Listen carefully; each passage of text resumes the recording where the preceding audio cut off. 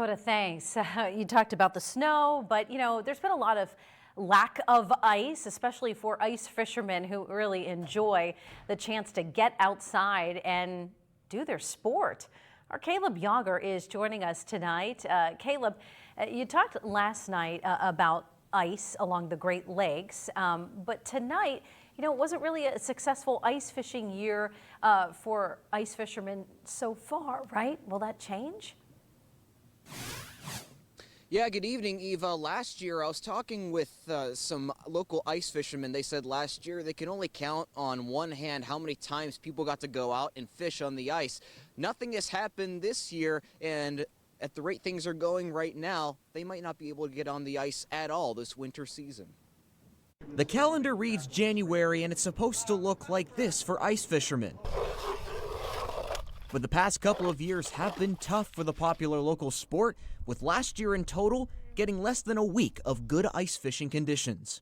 There was a few crazy people, but probably 3 to 5 days. Thank you, bro. Have a good day. Bait and tackle shops like Poor Richards have had to adapt to fishermen's changes. As Gary Hubel puts it, this rack of ice fishing equipment in his store has basically gone untouched. I think the last year I seen a good substantial ice was that polar vortex year.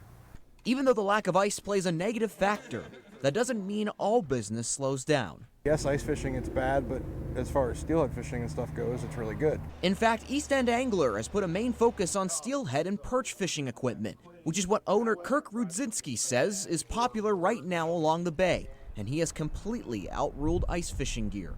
You could sink or swim on ice fishing.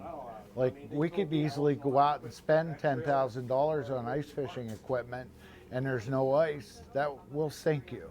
As Kirk talks to his customers, What's happening? He's learning that it's a game of adaptation. We've learned to survive on the perch fishing in the bay and the steelhead fishing. The creeks don't freeze. You can still fish from shore. But as for ice fishing, if trends keep up like this, what are fishermen going to do? I guess they're going to start buying boats instead of ice fishing gear, by the sounds of it, you know what I mean?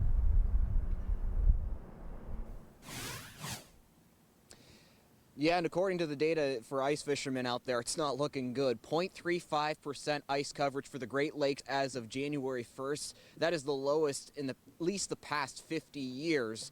And John Stalin was mentioning yesterday that the lake temperature was around 40 degrees. It's dropping a little bit, but still not good for those ice fishermen out there. Live from Dobbins Landing, Caleb Yager, Erie News Now.